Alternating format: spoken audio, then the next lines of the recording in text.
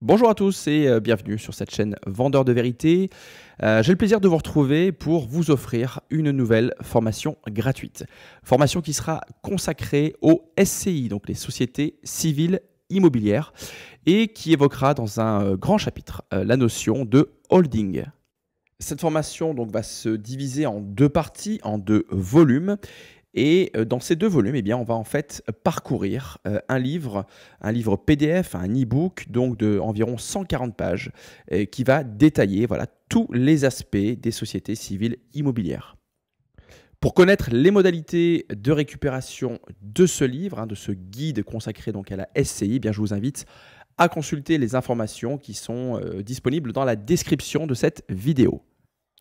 Alors, en préambule, et avant de vous dévoiler le programme de cette formation, eh bien, je vais vous parler de l'objectif de cette formation. L'objectif, il est bien évidemment d'aider les investisseurs immobiliers à mieux comprendre, à mieux appréhender le fonctionnement des sociétés civiles immobilières. Bien évidemment, ce guide ne se substitue en aucun cas au conseil de professionnels. Au contraire, il vise à vous accompagner, il vise à simplifier et à faciliter vos rapports et vos échanges avec ces professionnels. Et c'est d'ailleurs la raison pour laquelle cette formation a été validée, a été vérifiée par un professionnel en la personne de M. Vincent Crochard. Monsieur Crochard, qui est chef de mission comptable et patrimoine, donc dans un cabinet, le cabinet VDF, qui est un cabinet d'expertise comptable et de gestion de patrimoine qui se situe en Île-de-France et qui d'ailleurs est spécialisé en partie en immobilier. Vincent Crochard étant lui-même investisseur immobilier, évidemment, cela a facilité grandement nos échanges. Donc merci à lui et merci à l'ensemble de son cabinet pour leur validation et leur vérification. Donc voyons ensemble maintenant le programme de cette formation.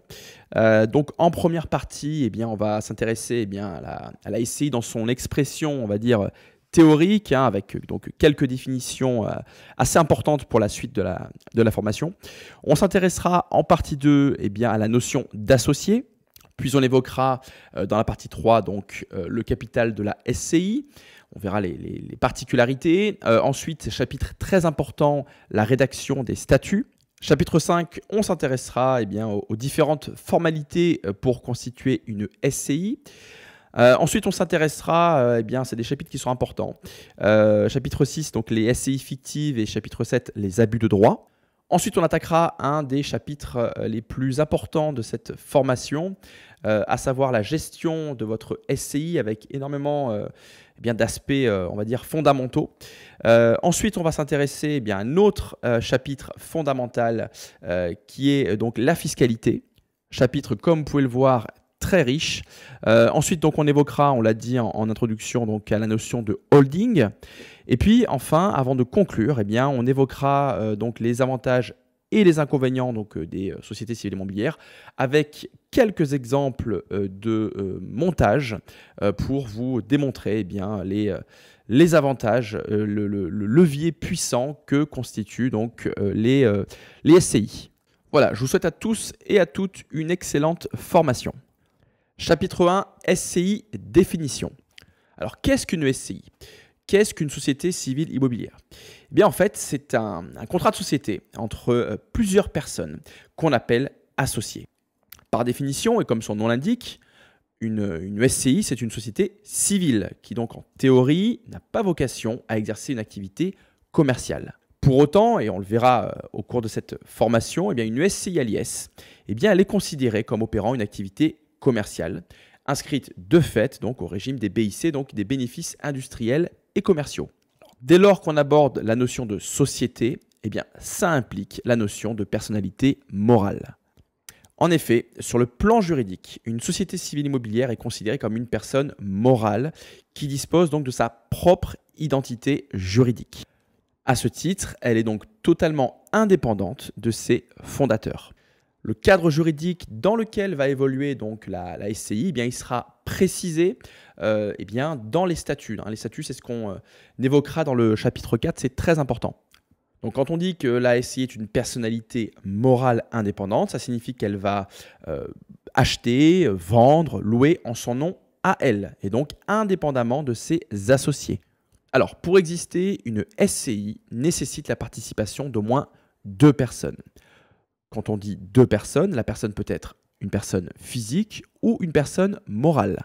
Concernant la part de chaque associé, elle peut être décidée donc en amont et n'a pas forcément à être égalitaire. C'est-à-dire que si vous êtes deux associés, eh bien, vous n'avez pas forcément à avoir chacun 50% des parts.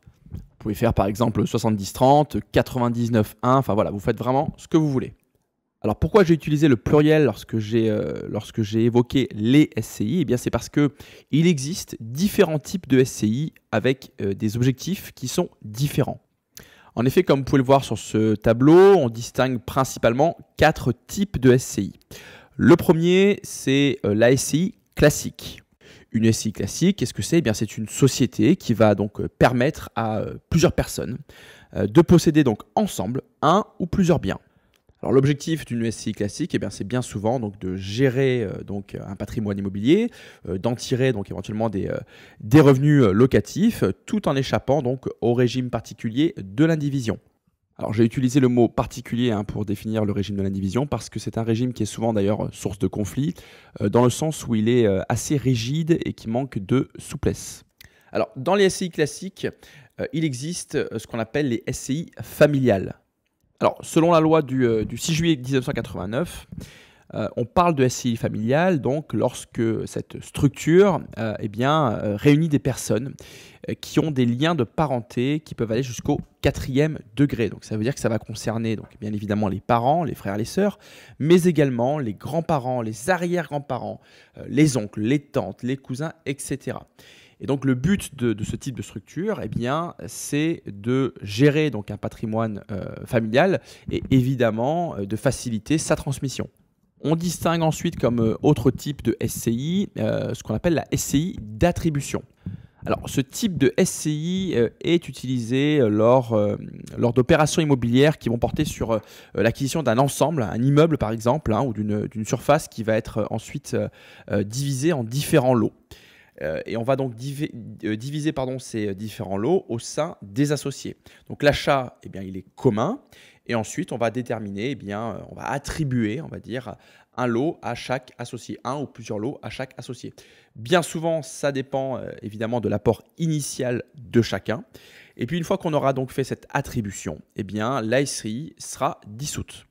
Et enfin, il existe également ce qu'on appelle la SCCV. C'est une société civile de construction-vente qui est en fait une structure juridique qui va vous permettre de réaliser des bénéfices sur une opération d'achat, construction, vente. Généralement, ça se pratique en VFA. Donc VFA, c'est une vente en état futur d'achèvement. Et c'est une structure qui est utilisée par des promoteurs immobiliers. Voilà, maintenant qu'on a étudié, on va dire, les 4 types de SCI, maintenant, on va s'intéresser à une dimension importante, c'est l'intérêt. Quel est l'intérêt d'une SCI? Alors, on verra que comme pour la holding, il y a malheureusement parfois aussi un effet de mode. Ça fait un peu investisseur immobilier de dire j'ai une SCI, j'ai 15 SCI, j'ai 12 holdings. Maintenant, il y a véritablement un intérêt, mais un intérêt qui n'est valable que s'il s'adapte à vos objectifs. Alors, bien souvent, on ne voit la SCI que via un intérêt fiscal. Alors, effectivement, il y a des avantages fiscaux, on développera ça tout à l'heure, mais c'est surtout, d'une part, eh bien, une excellente alternative à l'indivision, on l'a dit, qui manquait réellement de flexibilité, et d'autre part, un excellent outil patrimonial transgénérationnel. En effet, avec une SCI, eh bien, vous allez pouvoir optimiser la gestion de votre patrimoine immobilier tout en facilitant sa transmission, notamment via des montages comme le démembrement de propriété. Alors, qu'est-ce qu'un démembrement? En fait, le démembrement, c'est une action qui consiste à séparer donc, une propriété de part sociale, en 2 droits. Alors, ces 2 droits sont les suivants. Alors, l'usufruit, en théorie, c'est l'addition de l'usus et du fructus, mais on ne va pas vous faire un cours de latin. Donc, l'usufruit, en fait, c'est le droit de jouir d'un bien en l'habitant ou en le louant. Alors que la nue propriété, eh bien, c'est le droit de détenir les murs de ce bien. Et donc, l'addition de la nue propriété et de l'usufruit constitue évidemment la pleine propriété. Alors, on reviendra donc en fin de formation, dans le chapitre 11, donc sur le démembrement, puisqu'on va justement évoquer des montages, des exemples précis et concrets de montage utilisant justement le démembrement de propriété. On va maintenant évoquer les conséquences d'une détention donc, de résidence principale par une SCI, et notamment les conséquences en termes de protection du survivant en cas de décès d'un des deux associés. Donc tout d'abord, pour les couples non mariés. Pour les couples non mariés, la SCI va vous permettre de protéger les droits du survivant en cas donc, de décès de l'un des membres du couple. Pour rappel, ces droits n'existent pas pour les simples concubins, contrairement d'ailleurs aux couples qui sont unis par un mariage, voire unis par un pax lorsqu'un testament a été rédigé. Maintenant, pour les couples qui sont mariés, l'achat d'une résidence principale en SCI, il présente également un intérêt. L'intérêt, ça va être d'éviter la rigidité des règles de partage qui sont prévues par le statut matrimonial, et ça va également permettre à l'un des deux époux de pouvoir posséder plus de parts que l'autre, ce malgré donc le régime de communauté de biens. Alors, quelques spécificités liées à l'achat donc de votre résidence principale par une SCI. Ce qu'il faut savoir, c'est que si votre SCI a dans l'objet social une dimension commerciale, vous ne pourrez pas bénéficier du délai de rétractation de 10 jours qui est réservé à l'achat opéré par des particuliers. Et enfin, un point sur l'IFI, donc c'est l'impôt sur la fortune immobilière.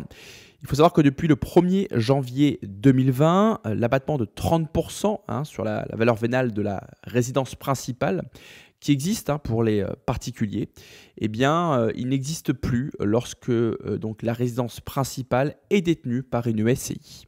Donc si vous avez une RP en SCI, vous ne pourrez plus bénéficier de cet abattement de 30% donc, sur la valeur vénale de cette résidence principale. Voilà, maintenant qu'on a donné une définition de ce qu'était une SCI, qu'on a vu les différents types de SCI, l'intérêt, le démembrement, quelques définitions et également le cas de la résidence principale, on va pouvoir s'intéresser plus en détail à ce qui structure une société civile immobilière, en commençant par la notion d'associé. Donc pour rappel, une SCI, elle doit être composée au minimum par 2 associés. Associé qui peut être un associé physique ou un associé moral.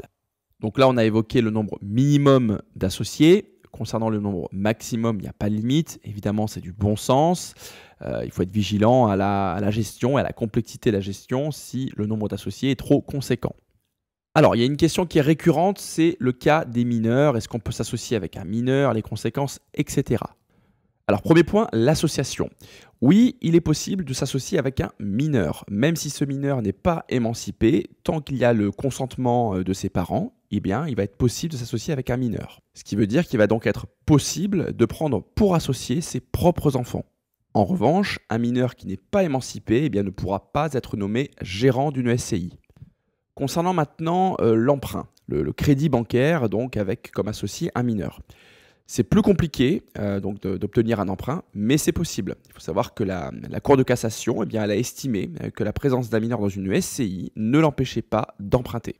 Alors il est toutefois fortement recommandé de prévoir des statuts qui vont évoquer justement la démarche à suivre en cas de désaccord entre les associés. Donc si on a le cas d'un associé majeur et d'un associé mineur, et qui vont également évoquer le processus qui sera à suivre en cas de décès d'un des associés pour justement éviter tout blocage, notamment vis-à-vis des héritiers.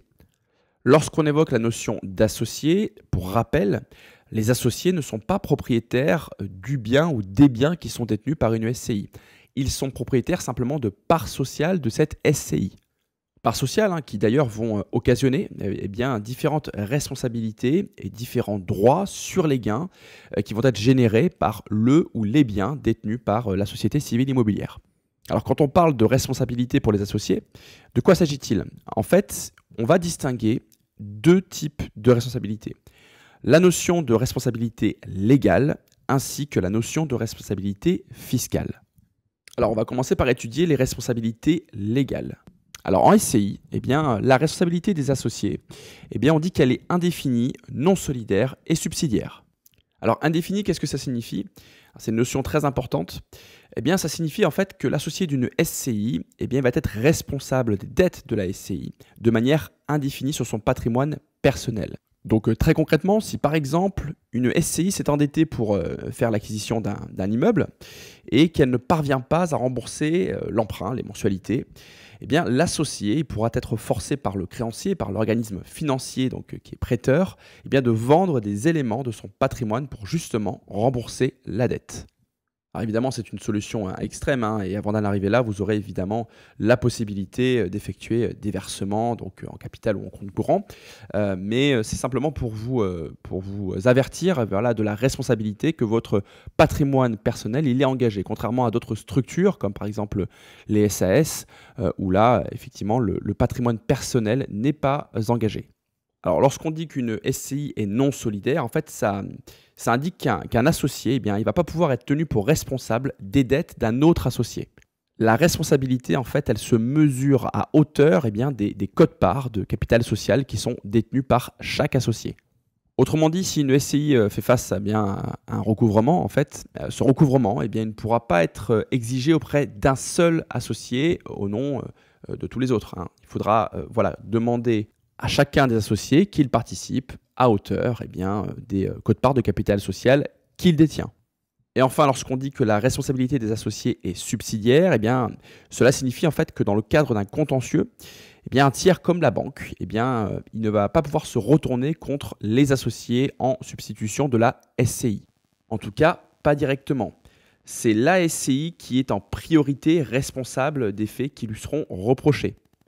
Et pour invoquer la responsabilité des associés, eh bien, il faudra d'abord, dans un premier temps, que toutes les solutions pour régler la situation eh bien, aient été tentées avec la SCI, notamment par l'engagement d'une procédure contre cette SCI.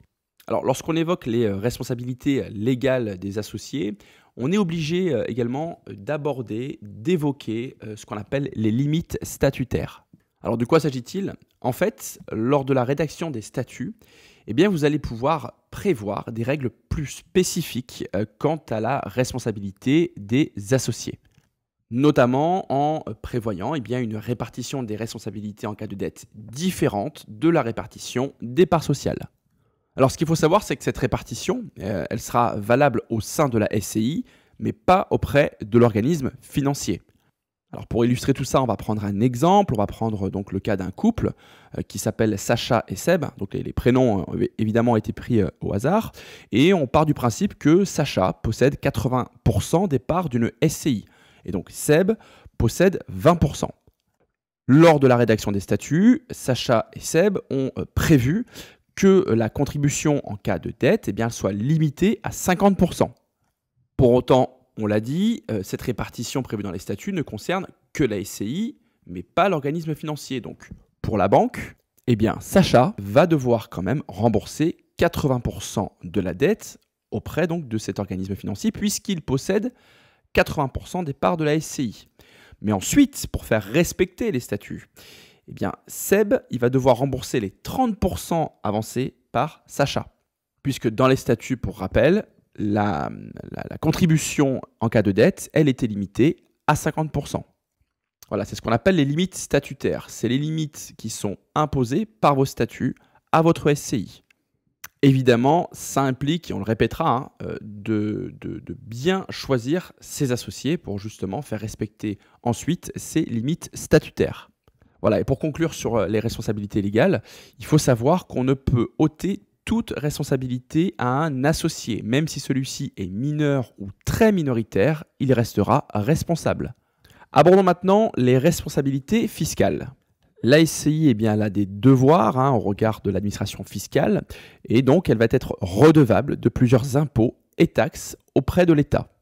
À défaut, eh bien, la SCI s'expose à des risques. Elle pourra notamment être placée en procédure de redressement judiciaire avec des intérêts de retard ou encore la nomination d'un administrateur judiciaire qui aura pour objectif de recouvrir la dette auprès de la SCI. Et on l'a dit tout à l'heure, hein, si la SCI ne peut pas payer et rembourser la dette, eh bien ce seront les associés qui seront redevables de la dette.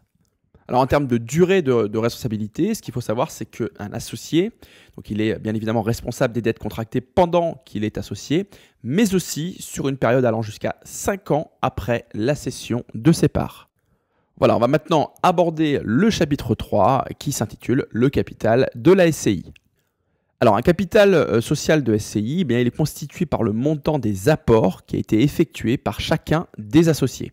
Alors, sachez qu'il n'y a pas de montant minimum, hein, une SCI peut être créée avec seulement 1 euro. Évidemment, on va le voir dans quelques instants, on va voir qu'il n'est pas forcément judicieux d'ouvrir une SCI avec 1 euro et qu'il est préférable de constituer votre SCI avec un montant supérieur. Donc, au départ, au moment de créer votre SCI, eh bien, vous allez devoir opter pour le choix de capital de votre SCI. C'est-à-dire que vous allez devoir choisir entre un capital fixe ou un capital variable.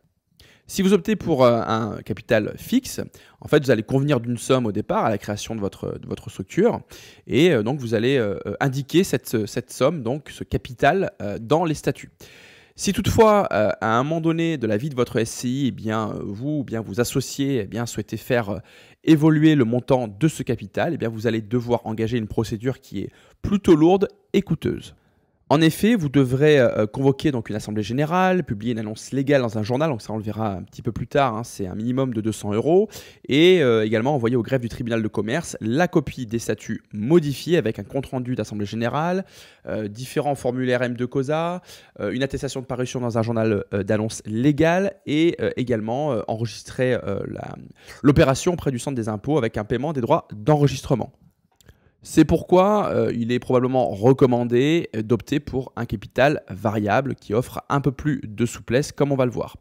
En effet, ce n'est pas un montant fixe qui va être inscrit dans les statuts, mais une fourchette qui va préciser un capital minimum et un capital maximum. Ce qui veut dire qu'en fait, les associés ils pourront aisément augmenter ou réduire le capital. Et donc, en cas d'évolution de votre capital, vous n'aurez aucune procédure coûteuse à prévoir. Autre avantage, si vous souhaitez rajouter ou retirer un associé de votre SCI, ce sera plus souple si vous êtes dans une SCI avec un capital variable, puisque vous aurez simplement à effectuer un vote en AG et à envoyer une copie du PV au greffe du tribunal de commerce. Alors voyons maintenant comment se compose le capital social. On l'a dit, vous allez opter pour un montant à la rédaction des statuts, à la création de votre SCI. Généralement, lorsque vous allez faire l'acquisition via votre SCI d'un bien, la SCI va emprunter pour pouvoir acquérir ce bien immobilier. Ce qui veut dire qu'avant d'avoir les premiers revenus locatifs, votre SCI va avoir des mensualités de crédit à payer, des charges qui sont inhérentes aux différents biens immobiliers, également des frais de création de votre SCI. Donc, il est judicieux de prévoir un minimum dans ce capital social pour justement absorber les premiers frais inhérents à votre SCI en attendant que les premiers loyers soient justement perçus. Il y a un point assez important, c'est que le montant du capital social, il va avoir en fait un impact, une conséquence fiscale lors de la transmission de vos parts. En fait, l'imposition, on le verra tout à l'heure, mais l'imposition sur les plus-values de parts de SCI se calcule en faisant la différence entre le prix de cession de ces parts et leur prix d'acquisition. Ainsi, si vous augmentez votre capital social, votre imposition sur la PV sera plus faible. Alors évidemment, ça concerne uniquement la cession de parts, ce n'est pas forcément le plus fréquent. Néanmoins, c'est un élément qui est important. Et puis, surtout quand vous allez choisir de mettre un capital faible ou élevé, pensez bien qu'en termes de crédibilité auprès des organismes financiers, vous serez plus crédible si vous avez un capital élevé. Alors ce qu'il faut savoir, c'est que dans le cadre d'une SCI, et contrairement d'ailleurs à d'autres types de sociétés, dans le cadre d'une SCI, en fait, la loi ne prévoit pas de délai légal dans lequel les associés vont devoir libérer leurs apports. Ce sont les statuts qui prévoient la proportion des apports à libérer à la création et le délai de versement du reste. Ce qui veut dire qu'on pourrait penser que cela offre justement aux associés une certaine forme de liberté. Pour autant, il est vivement conseillé de procéder à la libération du capital social rapidement, puisque en fait, tant que le capital n'est pas versé, eh bien, vous ne pourrez pas déduire les intérêts d'emprunt. De même, si vous êtes dans le cadre d'une SCI à l'IS, donc à l'impôt sur les sociétés, eh bien, vous ne pourrez pas bénéficier du taux réduit de 15% avant d'avoir libéré le capital. Donc, il est plutôt recommandé de libérer tout le capital prévu dans les statuts le plus rapidement possible pour justement pouvoir bénéficier de la déduction des intérêts. Et puis, si vous êtes à l'IS, de pouvoir bénéficier du taux réduit à 15%. Voilà, on va maintenant s'intéresser avec plus de précision à la notion d'apport. Alors, un apport, qu'est-ce que c'est? Un apport, c'est un bien qui appartient à l'un des associés et qui va être transféré dans le capital de la SCI. En contrepartie de cet apport, l'apporteur devient associé et reçoit donc en contrepartie des parts sociales ainsi que des droits proportionnels au montant de cet apport. Et ces apports, ils peuvent être effectués donc à la constitution, à la création de la SCI, ou bien tout au long de la vie de cette société pour en augmenter justement le capital social. On distingue deux types d'apports. En réalité, en fait, il y en a trois, avec ce qu'on appelle l'apport en industrie, mais aujourd'hui, ça n'a pas véritablement d'intérêt. Donc, on va se concentrer sur deux types d'apports qui seront utilisés pour constituer le capital social d'une société civile immobilière. Alors, on distingue comme type d'apport donc l'apport numéraire. Alors, il s'agit clairement d'une somme d'argent qui va être donc versée à la création de la SCI. Vous pouvez toutefois prévoir dans les statuts que sur demande du gérant, cet apport numéraire soit versé ultérieurement. Voilà, mais souvenez-vous de ce qu'on vient juste d'évoquer auparavant avec la libération du capital. Pensez bien justement à libérer cet apport numéraire pour pouvoir bénéficier des points fiscaux qu'on a évoqués. L'autre type d'apport, donc c'est l'apport en nature. Donc là, il s'agit en fait de biens ou de droits immobiliers que vous allez apporter à votre SCI qui va de fait devenir propriétaire de ces biens. Ce qu'il faut savoir, c'est qu'un apport en nature vaut cession.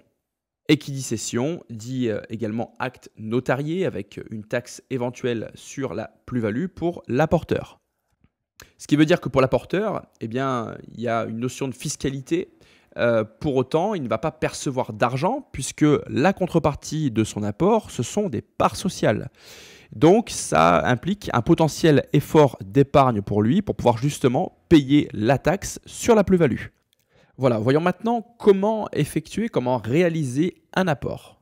Donc, on distingue d'une part ce qu'on appelle l'apport à titre pur et simple. Donc, l'apporteur reçoit des parts sociales en échange de son apport. Par principe, il n'y a pas de droit d'enregistrement. Il existe toutefois une exception, c'est le cas où l'apport est réalisé donc par une personne physique ou une SCI à l'IR, donc à l'impôt sur les revenus, à une personne morale à l'IS, donc à l'impôt sur les sociétés. Dans ce cas-là, il y aura donc des droits d'enregistrement. Droits d'enregistrement qui peuvent toutefois être exonérés dans le cadre d'une affectation professionnelle, dans le cas où l'apporteur s'engage à conserver les parts sociales qu'il a acquises via son apport sur une durée minimum de 3 ans. Voilà, maintenant on va aborder le cas de l'apport à titre onéreux. Alors ce n'est pas un apport qui va être rémunéré par des parts sociales, mais plutôt par une somme d'argent ou encore par la prise en charge d'un passif, donc d'un emprunt de l'apporteur.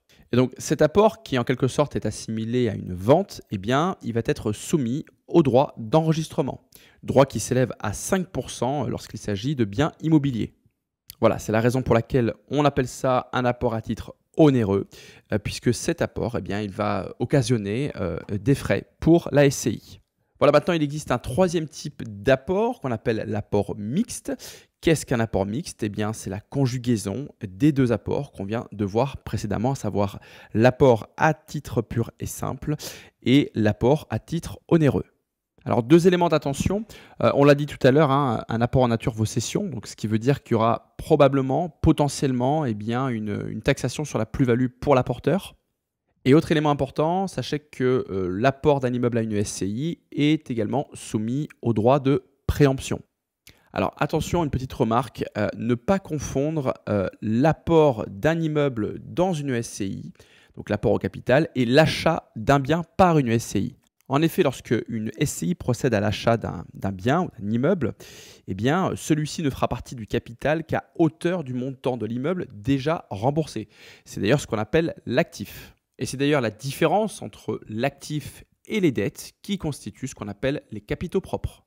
Alors une petite précision, contrairement au SARL, il n'est pas nécessaire de passer une annonce légale ou de reconstituer les capitaux si le montant des capitaux propres de la SCI devient inférieur à la moitié du montant du capital social.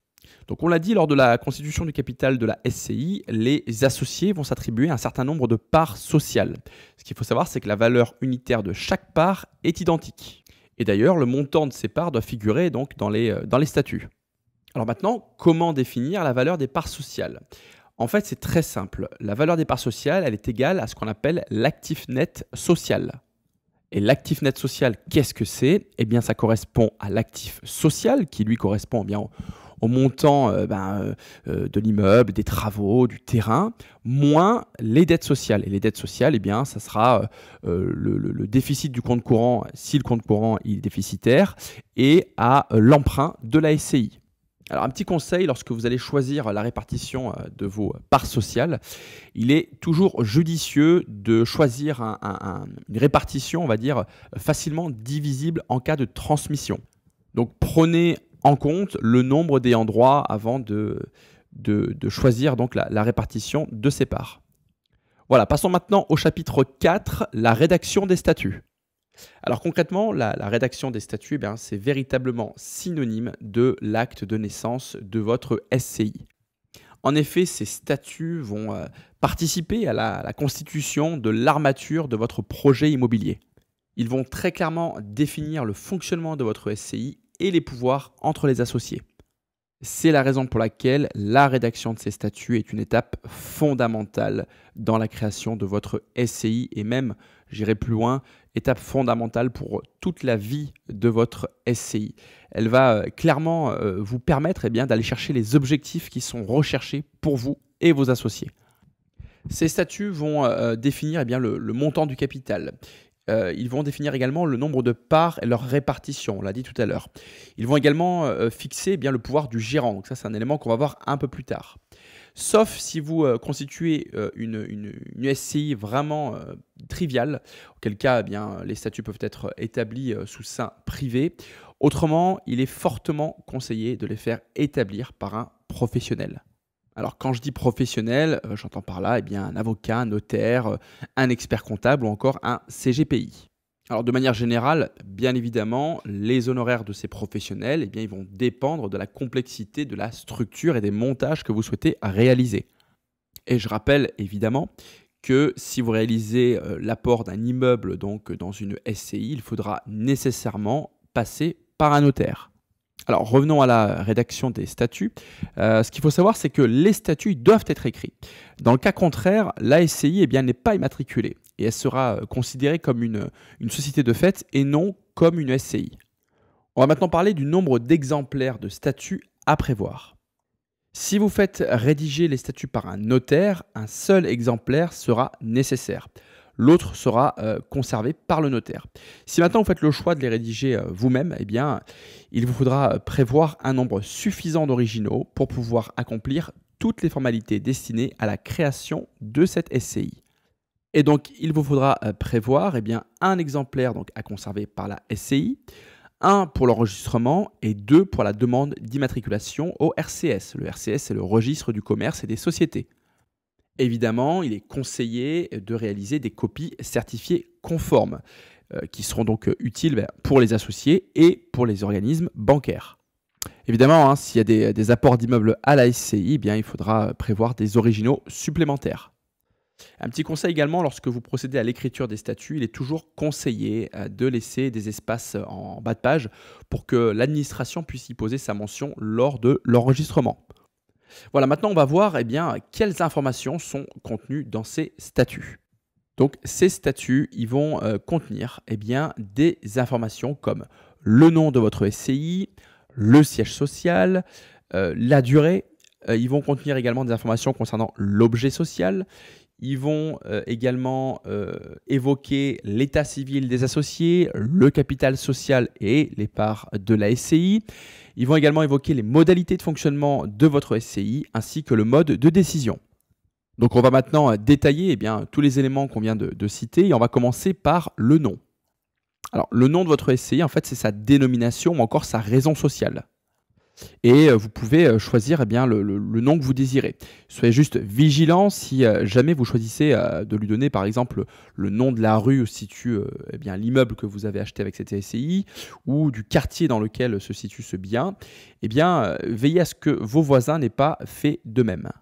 Alors sachez que vous allez pouvoir vérifier si le nom que vous souhaitez donner à une SCI a déjà été attribué par vos voisins en consultant le greffe du tribunal de commerce via le site internet infogreffe.fr.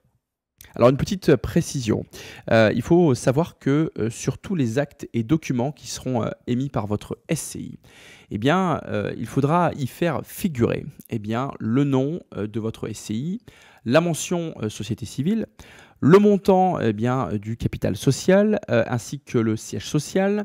Vous devrez également y faire figurer le numéro d'immatriculation qui devra être accompagné de la mention RCS ainsi que de la ville d'immatriculation. On va maintenant détailler le siège social. Alors, le siège social, c'est prépondérant, puisqu'il détermine en quelque sorte la nationalité de la SCI. Et par conséquent, il détermine les autorités compétentes. Quand je dis autorités compétentes, j'entends évidemment les tribunaux, mais également les journaux d'annonces légales. Alors, ce siège social, il est habituellement localisé dans le lieu où le gérant exerce son activité. Il n'est pas forcément situé à l'adresse du bien. D'ailleurs, il convient d'être vigilant à ne pas mettre l'adresse du bien si ce bien est loué. Sinon, le courrier destiné à votre SCI sera envoyé à vos locataires. D'autre part, si jamais l'adresse est celle d'un particulier, vérifiez si le règlement de copropriété ou le bail n'interdit pas la domiciliation de SCI, puisque c'est le nom de la SCI qui devra être inscrit sur la boîte aux lettres. Alors, il est évidemment possible de transférer le siège social à une autre adresse avec l'accord des associés en assemblée générale. Abordons maintenant la notion de durée. Alors, ce qu'il faut savoir, c'est que par défaut, et c'est d'ailleurs fixé par le Code civil, la durée maximale d'une SCI, ou d'une personne morale d'ailleurs plus généralement, elle est de 99 ans. Durée qui démarre à l'immatriculation, donc au registre du commerce et des sociétés. Et qu'est-ce qui se passe au bout de 99 ans? Cette durée peut être renouvelée par tranche de 99 ans. Précisons également que le décès d'un des associés, il n'entraîne pas la fin de la SCI, puisque les parts du défunt vont être transmises selon les modalités prévues. En revanche, en cas d'absence de gérant pendant une année, cela peut entraîner la dissolution de la SCI par un juge. Et enfin, sachez que vous allez pouvoir réduire ou modifier la durée de votre SCI, notamment si le but est simplement de vendre un bien pour en répartir les bénéfices. On va maintenant évoquer l'objet social. Alors l'objet social, c'est vraiment une partie fondamentale puisque c'est elle qui définit l'activité que peut exercer votre société. Alors il est conseillé d'éviter un objet social trop précis ou trop restreint qui de fait limiterait une évolution de votre société. Donc l'objet social, il doit véritablement être adapté à l'activité de votre SCI.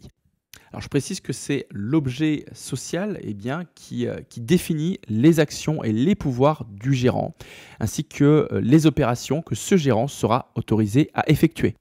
Et naturellement, d'ailleurs, il convient de trouver un équilibre dans les pouvoirs que vous allez confier à ce gérant. Alors des exemples d'objets sociaux, vous avez par exemple organisation du patrimoine privé ou professionnel des associés, ou encore acquisition, gestion, administration et exploitation de tout bien et droits immobiliers. Alors c'est une liste d'exemples non exhaustifs puisqu'il existe évidemment d'autres types d'objets sociaux. Sachez que vous pourrez également préciser que si la société est amenée à vendre un bien, ce sera à titre exceptionnel avec pour simple but d'optimiser la gestion patrimoniale et civile des biens. Vous pourrez également apporter comme précision le fait que cette SCI sera pourquoi pas amenée à se porter caution lors d'opérations de financement. Alors abordons maintenant l'état civil des associés. Donc comme son nom l'indique, il convient d'y inscrire les noms de famille des associés, ainsi que tous les prénoms, adresses, ainsi que les dates et lieux de naissance de ces derniers. On va maintenant évoquer le capital social et les parts de la SCI. Donc on va faire figurer comme information le nombre de parts sociales de la SCI, ainsi que le montant du capital social. Il sera également indiqué si ce dernier est fixe ou variable. Si jamais des apports en numéraire ou en biens immobiliers ont été effectués par les associés, ces informations seront précisées. On l'a dit tout à l'heure lorsqu'on a évoqué le capital. Effectivement, il convient de prévoir un minimum de capital pour pouvoir payer les honoraires du notaire, les frais de constitution, voire les premiers frais et charges de votre SCI. Information primordiale à indiquer, c'est le montant qu'apporte chaque associé. Et enfin, si jamais l'apport de capital il n'est pas immédiat, mais qu'il est prévu un peu plus tard, donc si les statuts évidemment le permettent, il faudra simplement le préciser en indiquant une date à laquelle ce capital sera libéré. On va maintenant évoquer les modalités de fonctionnement. Alors déjà, doivent figurer dans ces modalités de fonctionnement les modalités de désignation du gérant ainsi que le fonctionnement de la gérance. Alors j'ajoute qu'il n'est pas forcément judicieux d'inscrire un nom de gérant particulier, un nom de gérant précis, mais plutôt la façon dont ce gérant sera nommé, et ce afin d'éviter les complications en cas de changement de gérant. Si jamais lors de la création de votre SCI, vous n'avez pas encore désigné de gérant, sachez que vous pourrez le rajouter soit via un acte séparé qui sera annexé au statut, ou soit lors d'une assemblée générale qui désignera le gérant. Sachez que les statuts vont également fixer les modalités de convocation et de fonctionnement des assemblées générales, et notamment les seuils de majorité lorsqu'il y a des votes. Ce qu'il faut savoir, c'est qu'il est particulièrement important de l'indiquer dans les statuts, car sans précision, les décisions vont être prises à l'unanimité, ce qui peut s'avérer évidemment handicapant, vous l'aurez compris, en cas de conflit. La SCI, c'est une enveloppe juridique qui doit être vue comme un outil sur mesure. Par conséquent, c'est à vous et à vos associés de prévoir des clauses optionnelles qui établiront des règles différentes que les règles prévues. Alors concrètement, vous allez pouvoir prévoir des règles spécifiques lorsqu'il s'agit par exemple de cession, de transmission, ou encore de donation, ou encore d'échange de parts avec par exemple des membres de votre famille si vous êtes dans le cas d'une SCI familiale. Et c'est ce qu'on appelle d'ailleurs la clause d'agrément. Il est vraiment recommandé de prévoir dans vos statuts des modalités qui vont concerner la prise de décision ou la tenue d'assemblée générale, ou encore l'entrée d'un nouvel associé dans la société, qui vont concerner la nomination, la révocation ou encore la rémunération d'un gérant. Prévoyez également dans vos statuts des modalités concernant la modification de ces statuts, concernant donc, on l'a dit, la cession, la transmission ou l'échange de parts, la tenue de compte, la démarche en cas de conflit ou de blocage, ou encore qui concernerait la dissolution de la SCI. Évidemment, il est impossible de tout prévoir. Néanmoins, ce qu'il faut retenir, c'est que les statuts sont un excellent outil pour justement parer à certaines éventualités. On va maintenant s'intéresser donc à un autre élément de ces statuts qui est le mode de décision. Alors effectivement, les décisions importantes, elles vont être prises, elles vont être traitées par un vote en assemblée générale. Il est donc important de pouvoir convenir dans les statuts de la manière dont la majorité sera établie. Un exemple, pour qu'une résolution soit adoptée par la SCI, est-ce qu'on entend la majorité comme celle des associés ou comme celle des parts sociales? De même, est-ce qu'on prend en compte tous les associés ou seulement les associés qui sont présents le jour du vote? Voilà, d'où l'importance donc de bien préciser dans les statuts les éléments constitutifs du mode de décision. Voilà, donc on a vu tous les différents éléments des statuts de votre SCI, et vous pouvez donc constater que c'est véritablement l'ADN de votre SCI qui est porté dans vos statuts. Voilà, maintenant, avant de passer au chapitre suivant, on va évoquer ce qu'on appelle le pacte d'associés. Alors le pacte d'associés, qu'est-ce que c'est? Eh bien en fait, il s'agit d'un acte extra-statutaire qui va compléter justement la rédaction des statuts. Alors cet acte, il va justement préciser les relations entre les associés et limiter les imprécisions. C'est un document qui est privé, qui est souple, qui est discret. Et en fait, il va apporter la possibilité aux associés d'insérer des clauses qui sont liées donc au fonctionnement de la société, comme des clauses d'accord unanime, d'engagement de non-concurrence ou d'autres clauses liées au mouvement de titres, comme les clauses de préemption, d'inaliénabilité ou encore des clauses d'agrément. Voilà, une fois que vous aurez réalisé et mis sur page vos statuts, il vous restera encore quelques démarches à effectuer pour donner une vie et une existence légale à votre SCI. Démarches qui sont habituellement effectuées par le gérant et qu'on appelle aussi les formalités de constitution. Donc les démarches, les voici. La première, donc, c'est l'enregistrement des statuts auprès des impôts, mais on va voir ensemble que depuis 2015, en fait, ce n'est plus obligatoire et que ça ne concerne plus qu'un cas. Ensuite, donc, la publication dans un journal d'annonce légale. Et enfin, l'immatriculation de la SCI. Donc l'enregistrement des statuts, alors effectivement, on doit enregistrer ces statuts donc, au centre des impôts qui correspond donc, au siège de la SCI, quand le mois qui suit la signature des statuts, mais simplement pour les SCI dont les statuts ont été rédigés par un notaire ou alors les SCI qui ont bénéficié d'apports en nature. Donc apports en nature, pour rappel, ce sont des biens ou des droits immobiliers. Dans les autres cas, les statuts constitutifs de votre SCI n'ont plus à être enregistrés. Ensuite, vous allez devoir publier un avis de constitution donc dans un journal d'annonce légale qui se situe donc dans le département dans lequel se trouve le siège social de votre SCI. Et cet avis de constitution, il va devoir porter toutes les informations importantes et significatives des statuts de la SCI. J'entends par là le nom, la forme, le capital, le siège social, etc. Alors le coût, il va dépendre en fait de la longueur de votre annonce, de votre avis de constitution, mais il faut compter environ entre 200 et 250 €.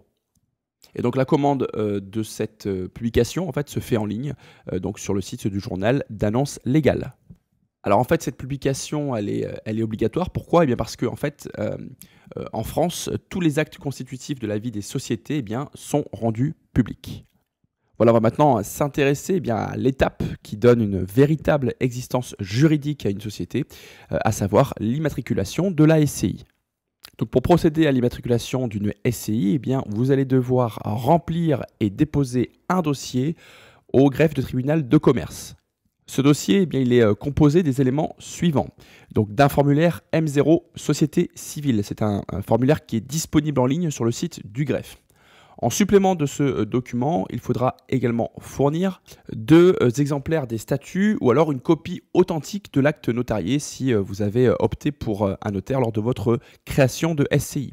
Il faudra également fournir une copie de l'avis de constitution qui a été publié dans un journal d'annonce légale. Vous allez également devoir joindre à ce dossier une photocopie de la pièce d'identité du gérant ainsi qu'une déclaration de non-condamnation de ce gérant. Vous devrez également joindre à ce dossier un document relatif aux bénéficiaires effectifs. Éventuellement, si des actes ont été accomplis déjà pour le compte de la société en formation, il faudra également les joindre. Vous joindrez également une copie d'un document prouvant que la SCI a bien la jouissance de ses locaux.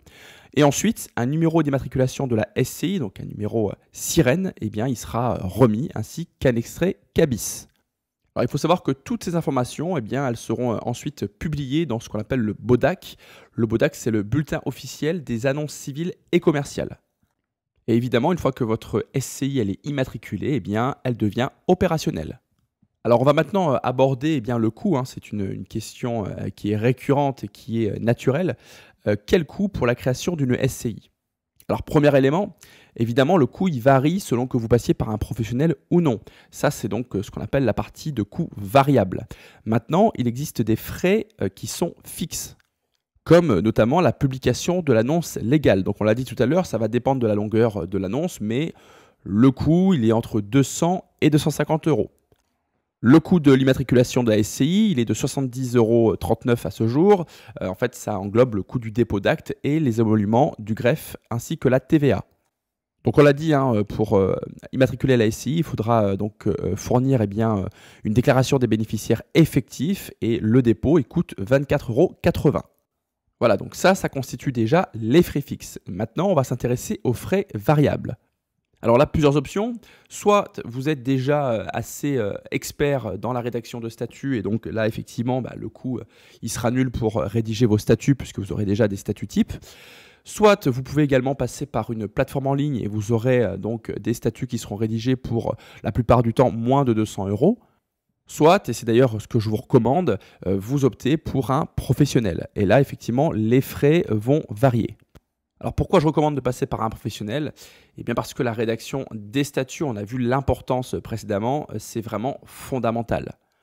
Et passer par un professionnel, alors quand je dis professionnel, c'est, je l'ai dit tout à l'heure, un notaire, un expert comptable, encore un avocat, eh bien ça va vous permettre de bénéficier de l'expertise, de la compétence de professionnels. Et ça va surtout vous permettre de vous prémunir contre les risques qui seraient liés aux oublis ou aux inconsistances qu'une rédaction sous seing privé pourrait justement créer. Et je le répète, une SCI, pour qu'elle soit véritablement efficace, il faut qu'elle soit faite sur mesure. Sur mesure pour vous et vos associés. Si vous optez pour des statuts clés en main, ils ne seront pas spécifiques aux objectifs que vous et vos associés vous allez vouloir rechercher. Alors que ce soit pour un notaire ou un avocat, plus la structure que vous allez créer est complexe et plus les frais seront élevés. Chez un notaire, pour la rédaction des statuts ainsi que les démarches de constitution, il faut compter à minima environ 700 € pour une structure simple. Évidemment, il faudra compter plusieurs milliers d'euros si la structure est complexe.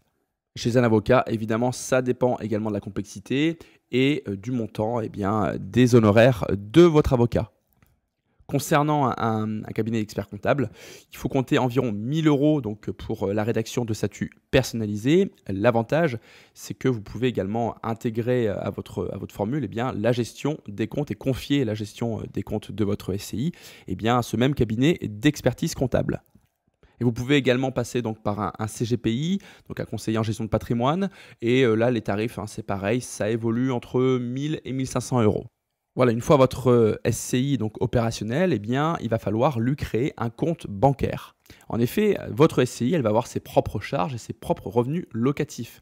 Et donc, il est indispensable qu'elle ait son propre compte bancaire qui soit vraiment dédié à cette SCI et qui sera évidemment indépendant de celui des associés. Alors généralement, la plupart des banques, elles vont vous orienter vers un compte professionnel. Évidemment, ce compte professionnel, il est facturé plus cher que les comptes personnels. Néanmoins, il existe toutefois des banques qui vont vous proposer un forfait spécifique au SCI, qui est d'ailleurs moins cher que les comptes professionnels, avec une liste de services vraiment spécifiques, vraiment adaptés au SCI. Et donc ça va vous dispenser de payer, d'opter pour un compte professionnel avec une liste de services vraiment exhaustive, mais dont vous n'aurez pas forcément l'utilité avec une SCI. Alors pour ouvrir un compte bancaire donc pour votre SCI, vous allez devoir fournir des documents. Ces documents sont les suivants. Vous allez devoir fournir un extrait CABIS donc, qui est délivré par la Chambre de commerce et qui atteste de l'immatriculation de la SCI au registre du commerce et des sociétés. Vous allez également devoir fournir un extrait de publication ou une attestation de parution d'annonce dans un journal d'annonce légal qui confirme la création de votre SCI. Élément important, vous allez devoir fournir une copie des statuts, ce qui veut dire en fait que quand vous allez procéder à une demande de crédit pour effectuer un achat avec votre SCI, la banque aura accès à vos statuts. Et enfin, vous allez également fournir une annexe qui est portée au statut et qui précise l'identité des personnes qui sont autorisées à agir sur le compte. Voilà, maintenant voyons comment emprunter en SCI. Donc si vous souhaitez faire l'acquisition d'un bien immobilier via votre structure, votre SCI, ce sera à votre SCI d'effectuer un emprunt bancaire et non pas aux associés de manière individuelle et en nom propre. Néanmoins, même si c'est la SCI qui emprunte, la banque, elle va vouloir des garanties pour s'assurer de la capacité à rembourser. Elle va donc vérifier la capacité d'endettement de chaque associé. Concrètement, elle va vraiment étudier la santé financière de chaque associé et elle va également étudier le montant des revenus locatifs estimés ou existants du bien. Habituellement, ce que fait la banque, eh bien, c'est qu'elle demande en fait aux associés de se porter caution solidaire du crédit et ça lui permet en fait, si la SCI ne peut plus rembourser, eh bien, de pouvoir se retourner contre les associés. On l'a dit tout à l'heure, avoir un mineur dans une SCI, eh ben, ça n'empêche pas en théorie d'obtenir un crédit. Ce qu'il faut savoir, c'est que les revenus des parents seront étudiés, donc c'est pour ça qu'il est évidemment préférable que ces parents soient également présents dans la SCI. Alors, deux précisions. La première, c'est que les SCI ne pourront pas bénéficier de prêts aidés, type PTZ, donc c'est les prêts à taux zéro. Et deuxième précision, c'est que les SCI ne peuvent pas non plus acheter de fonds de commerce, puisqu'on considère que c'est une activité qui n'est pas civile, mais commerciale. Voilà, on passe maintenant au chapitre 6, les SCI fictives. Alors, lorsque vous effectuez votre déclaration de statut, eh bien, si celle-ci est incomplète, votre SCI eh bien, elle pourra être considérée comme fictive et sa nullité déclarée. Alors, voici quelques éléments pouvant amener votre SCI à être considérée comme fictive. Alors, tout d'abord, si on constate l'absence de pluralité d'associés, c'est-à-dire s'il y a un seul véritable associé et que l'autre est un prête-nom, effectivement, vous pourrez être considéré comme une SCI fictive. Autre élément, ça s'appelle l'absence d'affectio societatis. En fait, il s'agit de la volonté commune de tous les associés de travailler ensemble, et ce, donc sans rapport hiérarchique. Autre élément, ça concerne ce qu'on appelle un apport fictif au capital, c'est-à-dire qu'en fait, vous créez votre SCI, vous effectuez un crédit, donc un emprunt, vous achetez un bien et puis vous le louez pour payer donc le crédit et les charges, mais vous ne versez jamais le capital social, vous ne libérez jamais le capital social qui était pourtant initialement prévu à la création dans les statuts. Sachez toutefois qu'il sera toujours possible de corriger les éléments qui auraient causé la nullité et d'ailleurs de faire annuler celle-ci. Alors il y a une question qui est assez récurrente, c'est est-ce qu'on peut créer une SCI seule? Alors pour rappel, et c'est d'ailleurs prévu par l'article 1832 du Code civil, il faut forcément être 2 associés au minimum pour constituer une SCI. On l'a dit tout à l'heure, la répartition des parts sociales, elle est laissée libre, ce qui veut dire qu'un des associés peut posséder seulement 1% des parts sociales. Attention toutefois donc aux SCI fictives avec un prête-nom à 1%, car le fisc il est vigilant notamment à ce qu'on appelle la confusion des patrimoines. Confusion des patrimoines entre donc le patrimoine de l'associé principal et la SCI. Et dans ce cas, la SCI serait passible d'une procédure d'abus de droit et les biens donc seraient réintégrés dans le patrimoine personnel de leur propriétaire. On l'a dit tout à l'heure, donc pour créer une SCI, il faut 2 associés au minimum. Donc il est tout à fait possible de composer une SCI d'une personne physique, donc vous-même, et d'une personne morale type SASU ou OURL, qui serait dirigée par la même personne physique. Alors, si le montage peut s'avérer légal, il faut toutefois bien prendre en considération les doubles frais de constitution et également les inconvénients qui seraient liés aux difficultés d'emprunter si, par exemple, la SASU qui constitue la SCI n'a pas de réelle activité. Il sera en effet assez difficile d'obtenir un emprunt bancaire si vous allez voir une banque et que l'associé de votre SCI est une personne morale qui n'a pas d'activité.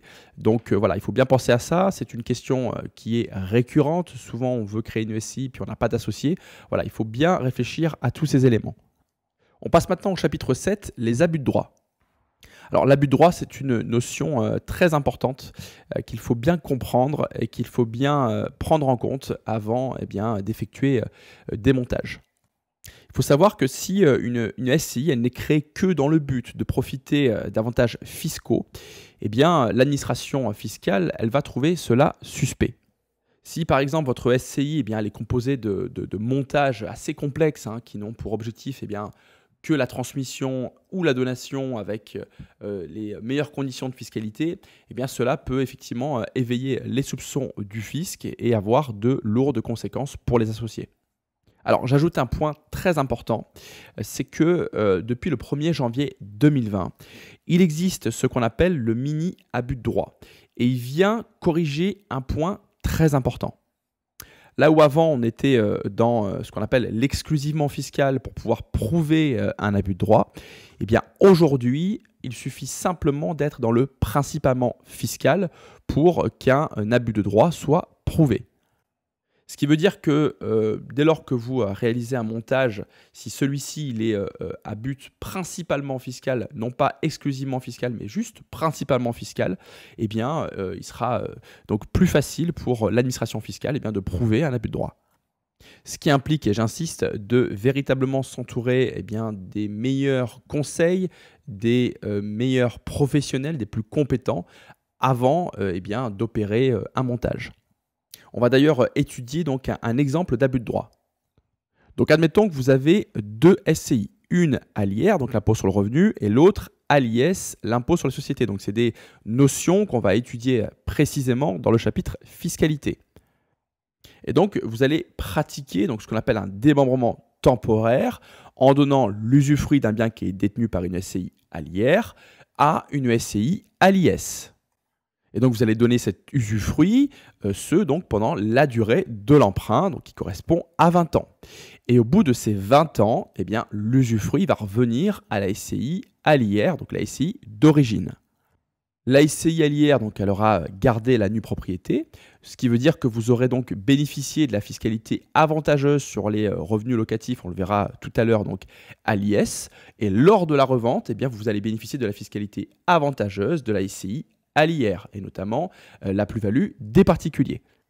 Donc voilà ce type de montage qui ne serait fait que pour bénéficier de conditions de fiscalité plus avantageuses, avec notamment donc, la fiscalité des revenus locatifs qui est plus intéressante en SCI à l'IS et la fiscalité à la revente qui est plus avantageuse en SCI à l'IR. Ce type de montage, dans la plupart des cas, bien évidemment, le but il est principalement fiscal, même exclusivement fiscal, on pourrait dire. Donc évidemment, dans ce cas, on serait dans un abus de droit.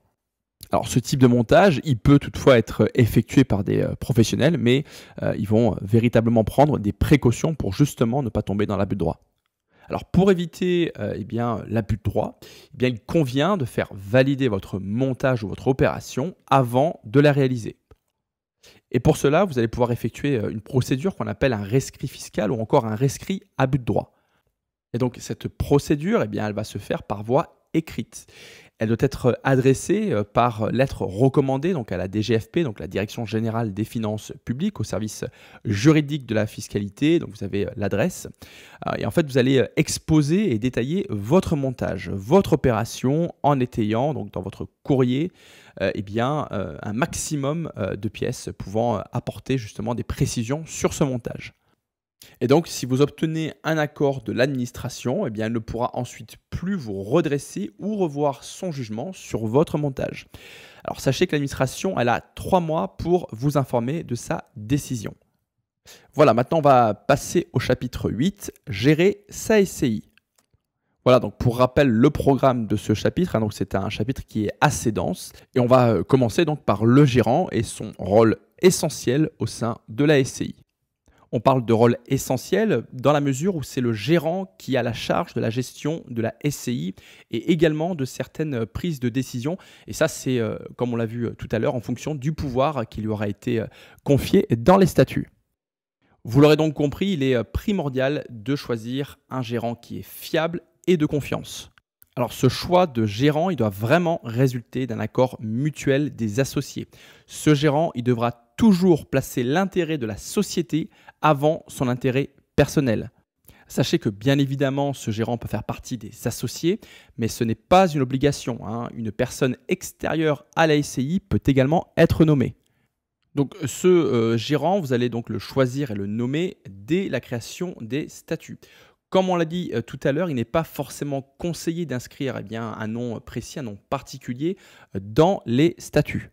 Il est plutôt conseillé d'inscrire dans les statuts un profil type, par exemple si il doit être associé ou non, son âge limite, est-ce qu'il doit avoir des liens de parenté avec les associés, etc.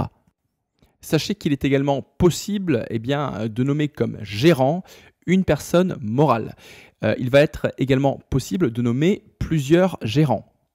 Si toutefois le gérant n'est pas nommé dès la création des statuts, vous pourrez donc toutefois le nommer sur un acte libre qui sera donc à part et annexé.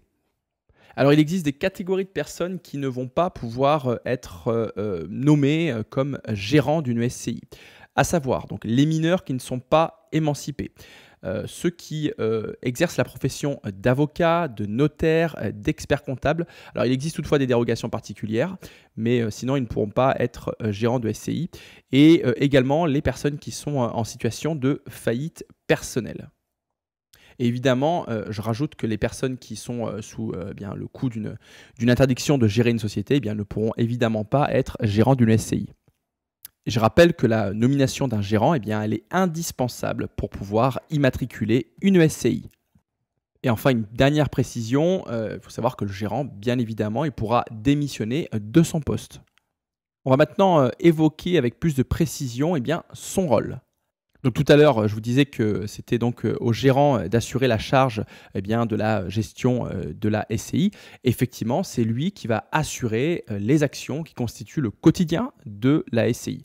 Évidemment, toujours selon les pouvoirs qui lui auront été confiés. Donc c'est le gérant qui, par exemple, eh bien, va procéder à l'ouverture du compte bancaire de la SCI, qui sera en charge eh bien, d'encaisser les loyers des biens qui appartiennent à la SCI, ou encore d'effectuer les quittances, de tenir la comptabilité, ou encore d'opérer les déclarations et les obligations fiscales. Maintenant, il faut savoir que ce gérant, eh bien, il a également des responsabilités juridiques. En effet, le gérant, il est juridiquement responsable. Il est juridiquement responsable des fautes ou des erreurs de gestion qui pourraient occasionner eh bien, un préjudice pour la SCI ou les associés. De même, en cas d'infraction au code pénal, donc une fraude, une escroquerie, un délit d'abus de confiance, un usage de faux, etc., eh bien, la responsabilité pénale du gérant sera engagée. Alors, je voudrais revenir sur des éléments de la désignation du gérant. Alors, on l'a dit, elle se fait cette désignation généralement au moment de la rédaction des statuts et elle se fait sur désignation des associés. J'ajoute simplement qu'il est fortement conseillé de bien préciser dans les statuts les conditions de nomination du gérant, c'est-à-dire quelle majorité doit être obtenue en assemblée générale.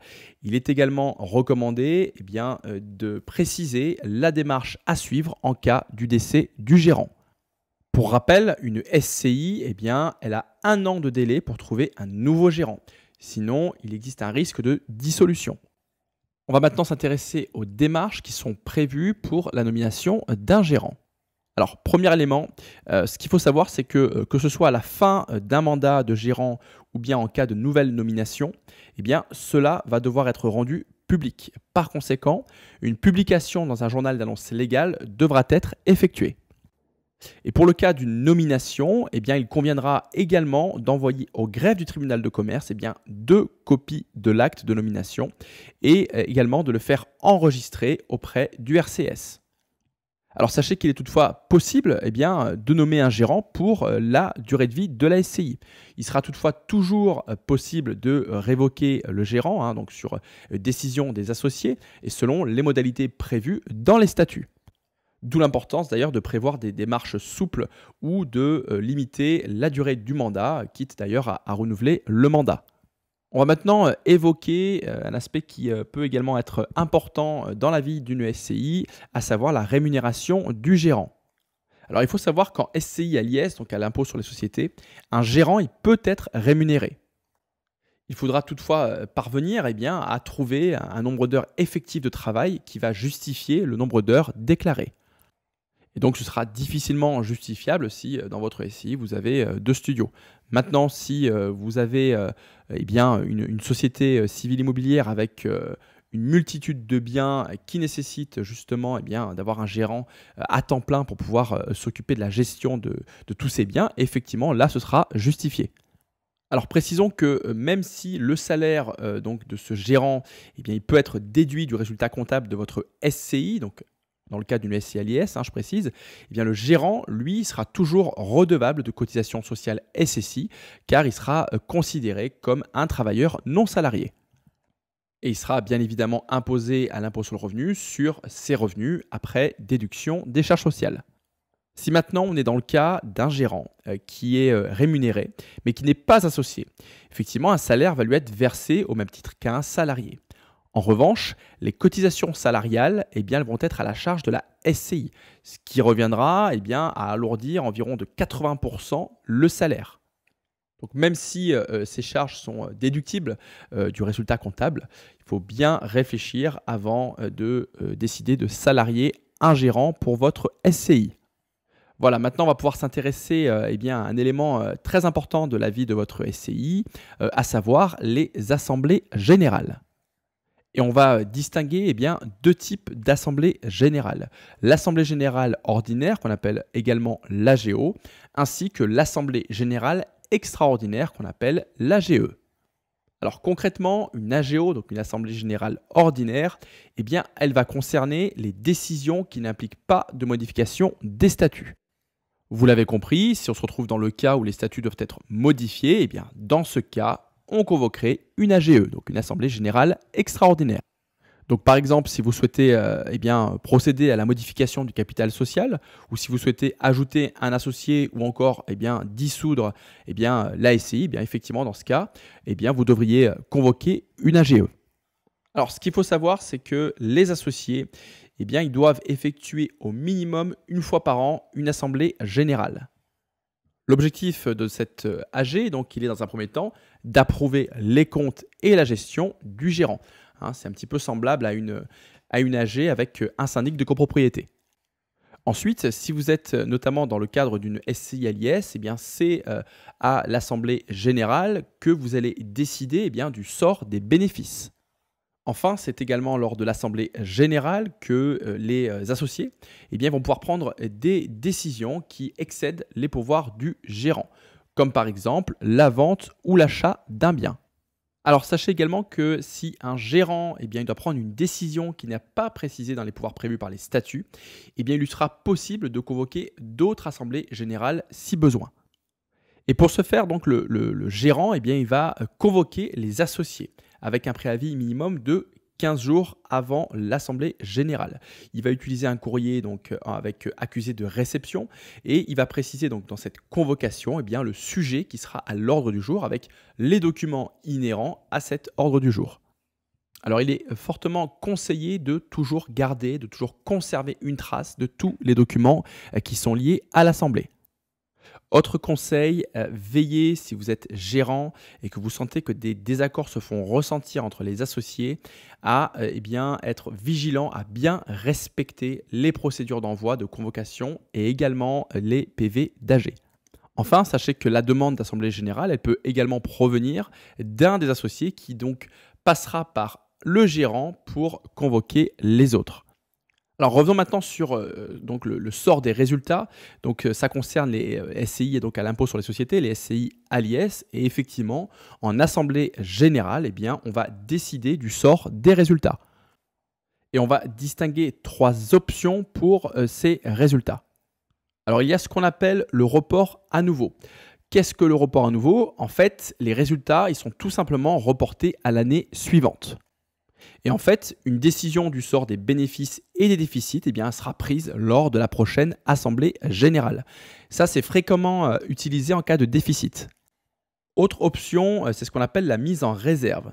En fait, ça s'apparente en quelque sorte à une capitalisation distribuable. C'est-à-dire que les dividendes ils vont pouvoir être versés à tout moment ou bien ils vont servir à renforcer la SCI pour éventuellement effectuer un autre investissement. Troisième option, c'est ce qu'on appelle la distribution. Les dividendes ils vont être distribués à chacun des associés en fonction de quoi? Eh bien, en fonction de leur nombre de parts. Alors une précision importante, c'est que le résultat comptable il va devoir être positif avec des pertes antérieures résorbées pour pouvoir procéder à une distribution.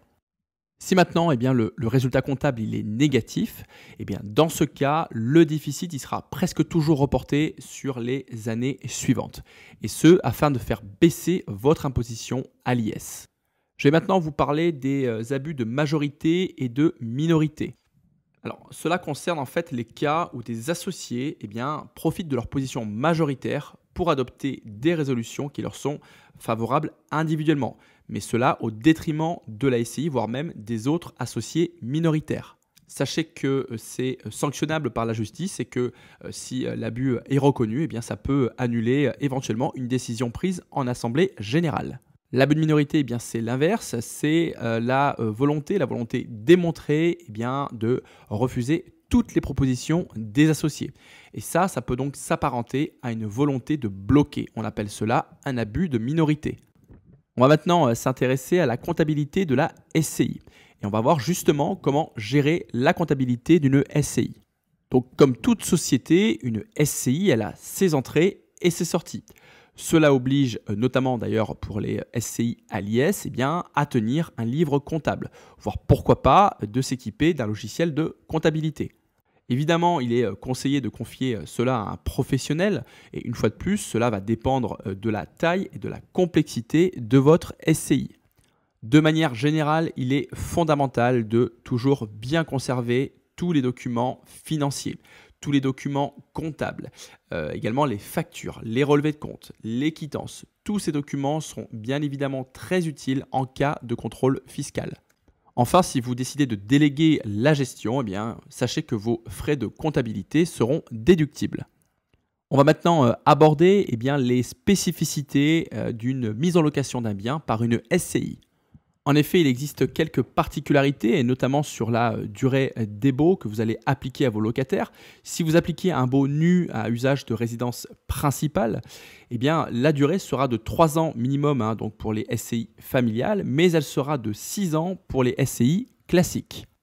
Alors pourquoi cette différence? C'est qu'en fait la loi du 6 juillet 89, en fait, elle assimile une SCI familiale à un propriétaire personne physique, alors qu'une SCI classique, eh bien, elle est assimilée à une personne morale. Maintenant, si on est dans le cas d'un bail nu pour un usage de résidence secondaire, eh bien là, dans ce cas, la durée pourra être fixée librement. Autre particularité, ça concerne le dépôt de garantie. Lorsque vous louez donc un bien via une SCI, eh bien, vous ne pourrez pas demander un dépôt de garantie supérieur à 1 mois. Autre particularité, ça concerne la caution. Si vous utilisez une garantie loyer impayé donc sur un bien que vous louez via votre SCI, eh bien, vous ne pourrez pas demander de garant, sauf si le locataire est un étudiant ou un apprenti. Si maintenant on est dans le cas d'une SCI classique et non dans le cas d'une SCI familiale, si vous louez donc un bien à un étudiant qui est non boursier, eh bien, un organisme spécialisé, dont la liste d'ailleurs est établie par un décret, eh bien, devra se constituer garant. Et enfin, un dernier élément qui concerne les SCI familiales. Vous savez que dans le cadre d'une SCI familiale, eh bien, vous pourrez louer un bien appartenant à la SCI à un membre de la famille. Eh bien, sachez que si une décote du loyer est toutefois admise, il faudra bien évidemment que le loyer reste dans la réalité économique du marché. Voilà, on va maintenant voir comment s'y prendre si vous souhaitez modifier les statuts au cours de la vie de votre SCI. Il existe différentes raisons qui pourraient vous amener à modifier vos statuts. Par exemple, il y a le cas où vous souhaitez transférer le siège social, ou encore si vous souhaitez changer le nom ou l'objet, si vous souhaitez augmenter le capital, si vous avez inscrit le nom du gérant dans les statuts et que vous souhaitez le changer, eh bien, ça amènera également une modification des statuts. Alors, ce qu'il faut savoir, c'est que la modification des statuts, elle va entraîner des frais. Et cette modification, elle ne pourra s'opérer qu'après un vote de ces modifications en assemblée générale des associés. Il conviendra également de publier ces modifications dans un journal d'annonce légale. Il faudra également envoyer 2 copies du procès-verbal d'assemblée générale, ainsi que 2 exemplaires des statuts modifiés, certifiés, conformes. Il faudra également envoyer une preuve de la publication de l'annonce légale et également remplir le formulaire M2 ou M3 pour le RCS. Si le siège social il change de département, eh bien, dans ce cas, il faudra publier 2 annonces légales, une dans le département de départ et l'autre dans celui d'arrivée. Alors maintenant, on va aborder une question récurrente, une question fréquente, une question que probablement vous devrez également vous poser lorsque vous allez vous intéresser à la gestion de votre SCI et de votre patrimoine. Et cette question est la suivante. Combien de biens je dois posséder dans une SCI? Est-ce que je dois créer une SCI par bien ou est-ce que je peux avoir un nombre multiple de biens dans une SCI? Donc on va tenter de répondre à cette question en s'intéressant à différents éléments. Le premier élément à prendre en compte, et d'ailleurs on le développera quand on abordera la fiscalité, c'est que lorsqu'on est à l'impôt sur les sociétés, eh bien, l'objectif il va être de ne pas dépasser la somme de 38 120 € de bénéfices pour ne pas faire évoluer notre tranche d'impôt sur les sociétés. Évidemment, moins vous aurez de biens dans une SCI et moins vous aurez donc de revenus locatifs. Et donc par conséquent, moins vous risquez de vous approcher de ce montant, de cette tranche de 38 120 € de bénéfices. Évidemment, il convient de bien comparer, de bien mesurer l'impact fiscal d'un changement de tranche et de comparer cet impact à des frais de création et de gestion multiples. Évidemment, avoir un bien par SCI, ça peut également vous apporter plus de souplesse fiscale. Si on prend par exemple le cas où vous possédez un bien dans une SCI à l'IR et un autre bien dans une SCI à l'IS, effectivement, si vos objectifs sont différents, eh bien de ne pas avoir ces deux biens dans la même SCI, ça va vous apporter plus de souplesse fiscale. De la même façon, en termes de transmission, si vous avez tout dans une seule SCI, cela peut freiner la transmission si les objectifs qui concernent les biens sont différents. Donc il est vraiment important d'étudier précisément votre cas et vos objectifs avant de décider de la stratégie à adopter et donc du nombre de structures à créer. Alors avant de conclure ce chapitre, on va s'intéresser à une autre question, une question également fréquente qui concerne l'activité de marchand de biens dans une structure comme la SCI. Alors attention à ce que vous pouvez lire sur différents sites. La SCI, c'est une structure qui n'est pas adaptée à l'activité de marchand de biens, car la SCI, elle est censée encadrer une activité civile. Or, pour rappel, l'activité de marchand de biens, c'est une activité de commerçant. De plus, et on l'a dit tout à l'heure, il n'existe pas en SCI de protection du patrimoine personnel des associés, contrairement à une structure type SASU, SAS ou SARL, où là, le patrimoine personnel, il est protégé. Évidemment, il n'est pas interdit de revendre un bien que vous avez exploité en SCI, mais soyez simplement vigilant à la récurrence et à l'intention spéculative de vos opérations. Pour rappel, ce sont ces critères qui sont retenus par l'administration fiscale pour caractériser ou non l'activité de marchand de biens. On évitera par exemple l'achat d'un bien et sa revente à la découpe en SCI. Là, vous avez un sérieux risque de requalification. Voilà, ce grand chapitre 8 donc destiné à la gestion de la SCI s'achève. On va maintenant s'intéresser à un autre chapitre très important et assez dense qui est la fiscalité. On va commencer par aborder quelques notions fiscales, notions qui sont très importantes lorsqu'on étudie les SCI. On va commencer par expliquer ce qu'est un compte de trésorerie et ce qu'est un compte de résultat. Le compte de trésorerie, c'est tout simplement le compte bancaire de votre SCI. Il comporte les entrées et les sorties annuelles. Le compte de résultat, comme son nom l'indique, c'est un compte de résultat comptable, c'est-à-dire qu'il prend en compte les entrées, les sorties, mais également les déductions de certains frais, comme les frais de notaire, les travaux déductibles, les amortissements ou encore le montant du capital remboursé. Abordons maintenant la notion de cash trap. Donc le cash trap, vous l'avez deviné, c'est un anglicisme. Et en fait, ça signifie argent piégé. Alors, c'est une notion qui concerne essentiellement les sociétés civiles immobilières à l'impôt sur les sociétés, autrement dit les SCI à l'IS. Et vous allez rapidement comprendre pourquoi on utilise justement cette expression. En fait, lorsque vous êtes en SCI à l'IS, il est tout à fait possible d'avoir un compte de trésorerie bénéficiaire tout en ayant un compte de résultat déficitaire. Et donc, comme on l'a dit tout à l'heure, de ne pas pouvoir verser de dividendes aux associés. Et ce, pendant parfois plusieurs années, malgré une trésorerie grandissante. Et donc, lorsqu'on est dans ce cas, lorsqu'on est en bénéfice mais qu'on ne peut pas verser de dividendes aux associés, on dit que la SCI est en situation de cash trap. Sachez toutefois que donc, le bénéfice du SCI qui serait dans cette situation de cash trap, il pourra toutefois être réinvesti donc, via cette SCI. Il pourra également être réinvesti via une holding et ça, on verra un peu plus tard dans la formation comment.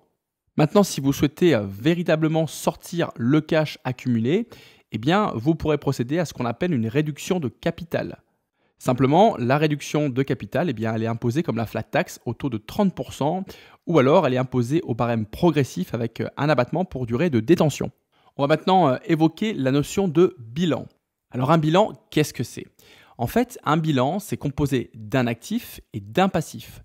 Autrement dit, le bilan, eh bien, il va vous permettre de connaître exactement à un instant T ce que possède votre SCI, à savoir l'actif, et ce qu'elle doit, à savoir le passif. Alors habituellement, les courbes de ces deux éléments eh bien, évoluent de manière inverse. L'actif va augmenter via notamment le remboursement du crédit et donc d'une partie de capital, et le passif va diminuer. Alors, il existe un cas où le passif peut réaugmenter. Eh bien, c'est le cas où un associé, par exemple, effectue un apport en CCA, donc un apport en compte courant d'associé. C'est une notion que nous allons voir rapidement. Et donc ça, évidemment, ça va créer une dette supplémentaire pour la SCI envers cet associé. La notion de bilan, elle est surtout importante puisque c'est cette notion de bilan qui va vous permettre d'identifier avec précision le montant de votre capital et le montant de vos parts sociales. Voilà, je viens juste de l'aborder. On va maintenant évoquer la notion de CCA. Donc le CCA, c'est un compte courant d'associé. C'est en fait de l'argent qui est mis à disposition donc de la SCI, donc en cas de besoin, par un, voire des associés. Et cet argent, il pourra être récupéré par l'associé qui l'a prêté, moyennant des intérêts. En fait, ça fonctionne un petit peu comme un prêt, sauf que là, ce n'est pas la banque qui prête à la SCI, c'est simplement des associés. Alors ce compte courant d'associé, c'est un compte comptable, ce n'est pas un compte bancaire. Et il ne faut pas non plus confondre lorsqu'on apporte de l'argent donc au CCA avec un apport numéraire qui lui augmente le capital social et donc qui augmente la valeur des parts sociales de chacun. Ce qui veut dire que si un associé pratique une avance sur le compte courant, eh bien, il ne verra pas ses parts sociales augmenter. Au contraire, cela peut même créer une baisse de valeur des parts sociales puisque ça va augmenter le passif via une dette de la SCI envers un ou des associés. Autre notion, et une notion très importante lorsqu'on aborde les SCI, eh bien, c'est la notion d'amortissement. Alors c'est un terme qui est fréquemment utilisé en immobilier, notamment pour les SCI à l'IS, mais également, s'il y en a parmi vous qui ont déjà exploité des biens en location meublée non professionnelle ou en location meublée professionnelle et qui ont utilisé le régime réel de déclaration, eh bien effectivement, l'amortissement, c'est une notion qu'ils connaissent. Alors, un amortissement, eh bien, il représente la perte de valeur d'un bien à l'usure du temps. On parle en fait de dépréciation comptable. Et la dotation aux amortissements, eh bien, en fait, c'est la somme que représente cette perte de valeur. Il est donc naturel, lorsqu'on évoque l'amortissement d'un bien immobilier, eh bien, de ne pas prendre en compte la valeur du terrain, puisque ce terrain ne s'use pas ou ne s'abîme pas avec le temps. Et c'est la raison pour laquelle on déduit habituellement un pourcentage entre 10 et 15% du prix du bien pour évaluer la valeur du terrain à ne pas amortir.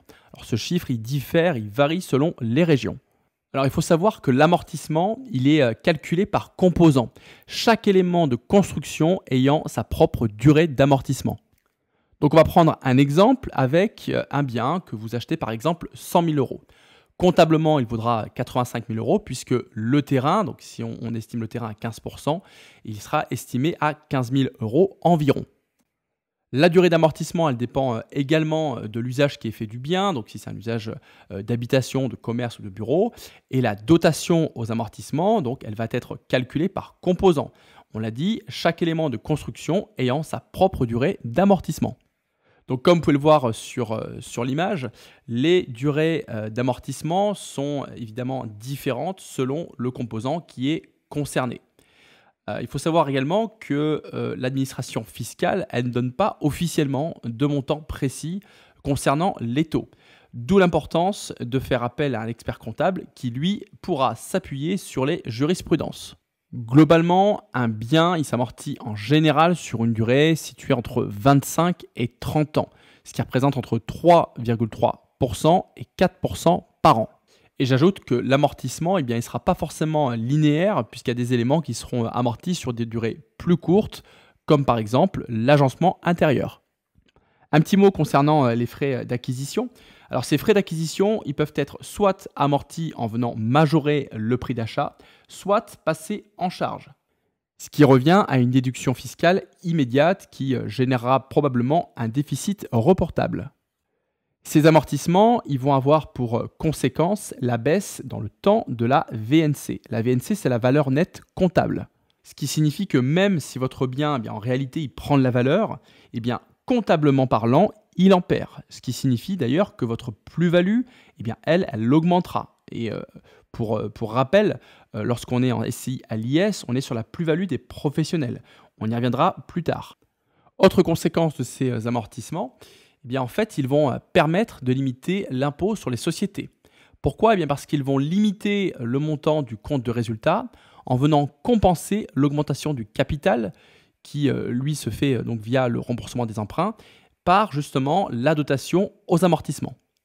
Un petit point de vigilance, il faudra faire attention si par exemple vous avez un crédit sur une durée de 20 ans et des amortissements qui vont jusqu'à 30 ans, parce que le capital remboursé, eh bien, lui, il ne va plus augmenter. Une fois que vous aurez fini de rembourser le crédit, ce capital n'augmentera plus. En revanche, les amortissements, eux, ils vont continuer. Donc le montant de vos amortissements, eh bien, il va se trouver en situation de cash trap. Et donc, il ne pourra être versé en dividende.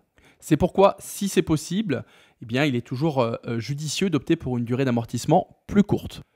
Toutefois, ces amortissements, en restant d'une certaine manière dans votre SCI, donc dans la trésorerie, eh bien, ils vont contribuer à augmenter la valeur de vos parts sociales. Alors, on va maintenant évoquer les notions de déficit et de déficit foncier. Alors, il faut savoir qu'en SCI à l'IR, donc à l'impôt sur les revenus, lorsque le résultat fiscal est négatif, c'est-à-dire lorsque les charges sont supérieures aux recettes, eh bien, on parle de déficit foncier. Ce déficit foncier va conduire à une absence d'impôt.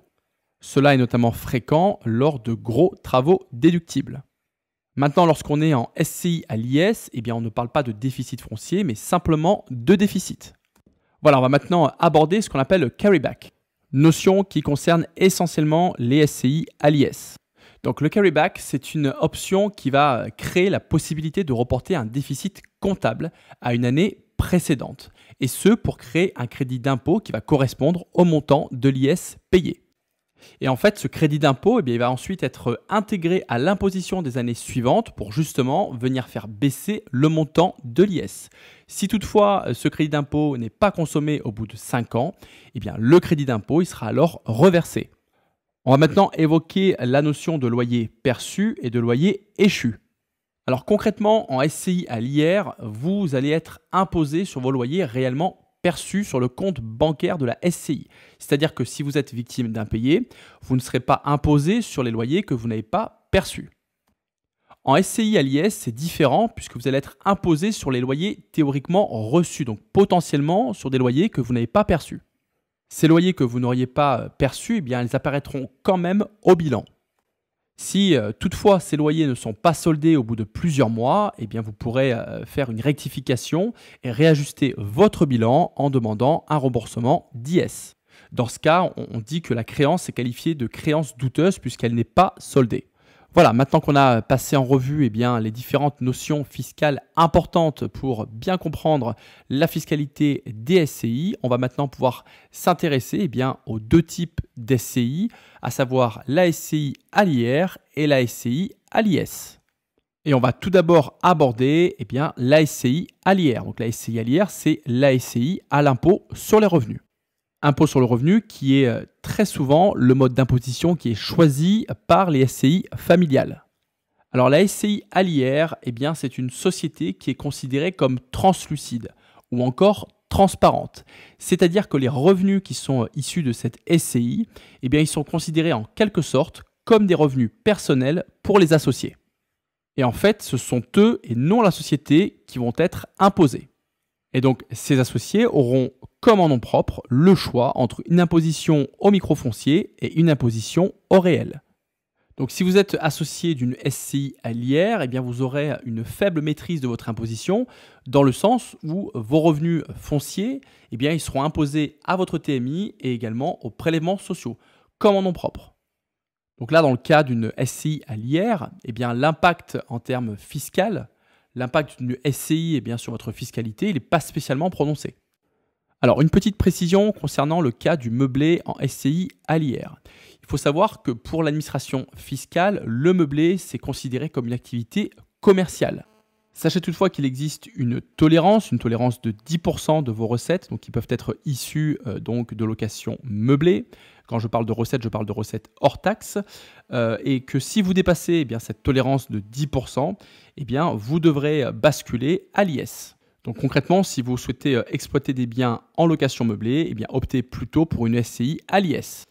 Voyons maintenant comment déclarer vos revenus locatifs lorsque vous avez une SCI à l'IR. Donc première étape, le gérant ou le comptable, eh bien, il effectue les comptes de la SCI.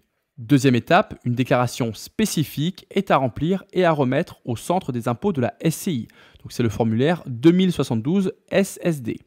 Puis ensuite, vous allez remettre cette déclaration aux associés, et ce dans des délais fixés. Alors, comme vous pouvez le voir sur l'image, il existe des cas particuliers où il convient de remplir une déclaration spécifique. C'est la déclaration numéro 2072C. Et la troisième étape, donc, eh bien, les associés ils vont déclarer la part de revenus locatifs qu'ils ont tirée de la SCI. Et ils seront donc imposés en proportion de leur nombre de parts. Concernant le régime de déclaration, eh bien, c'est comme en nom propre pour les revenus fonciers. Il existe donc deux régimes de déclaration. Donc, le régime microfoncier, donc pour les revenus qui sont inférieurs à 15 000 € par an, et donc ça permet de bénéficier d'un abattement de 30%. Donc pour cela, il faudra remplir le formulaire 2042. Et l'autre régime de déclaration, c'est le régime réel avec donc le formulaire 2044. Si vous effectuez donc une déclaration au régime réel, eh bien, il sera possible de déduire des éléments de vos loyers. On parle ici d'ailleurs de frais décaissés. Parmi ces éléments, eh bien, vous allez pouvoir déduire les intérêts d'emprunt, une déduction fiscale de 20 € par local. Vous allez également pouvoir déduire eh bien, le montant des assurances PNO, donc c'est l'assurance propriétaire non occupant. Vous allez également pouvoir déduire des frais de gestion, les frais de syndic, les frais d'agence, donc si vous donnez la gestion locative à une agence. Vous allez pouvoir déduire également la taxe foncière et enfin certains travaux. Et donc, c'est la différence entre vos loyers et vos frais qui vont constituer donc votre revenu foncier taxable, qui sera donc imposé à votre TMI et à la CSG, donc à 17,2%. Voilà, il y a également un autre élément qui est très important lorsqu'on évoque la fiscalité des SCI, c'est notamment la fiscalité des plus-values. Alors, ce qu'il faut savoir, c'est que lorsqu'un bien est détenu par une SCI à l'IR, eh bien, à la revente, on sera concerné par le régime des plus-values des particuliers. Donc, dans un premier temps, déjà, il convient de définir le montant de la plus-value. Ce montant, eh bien, c'est la différence entre le montant du prix de cession moins le prix d'acquisition. En sachant que les travaux qui n'ont pas été déduits des revenus fonciers au régime réel, qui sont également prévus au BOFIP, eh bien, ils pourront être déduits de la plus-value. À défaut, un forfait de 15% du prix d'achat il peut être pris en compte lorsque la revente est effectuée après 5 ans de détention. Les frais de notaire et les frais d'agence sont également pris en compte pour venir majorer le prix d'achat. Et ensuite, cette plus-value, donc, elle est imposée à l'impôt sur le revenu au taux de 19% et aux prélèvements sociaux au taux de 17,2%. Sachez toutefois qu'il existe des abattements pour durée de détention, donc c'est des abattements qui sont progressifs, et ce après 5 ans de détention. Donc l'exonération elle sera totale pour l'impôt sur les revenus au bout de 22 ans, et l'exonération concernant donc les prélèvements sociaux, elle sera totale au bout de 30 ans. Donc concrètement, si vous revendez un bien qui est détenu par une SCI à l'IR avant 5 ans, eh bien, la plus-value sera imposée au taux de 36,2%, donc si vous vendez avant 5 ans. Et si vous revendez après cette période de 5 ans, eh bien, vous pourrez bénéficier d'un abattement progressif pour durée de détention, en sachant que vous pourrez bénéficier d'une exonération totale de la taxe sur la plus-value après 30 ans. Voilà, la première partie de cette formation consacrée donc au SCI eh bien, s'achève. Je vous dis à tout de suite dans le volume 2.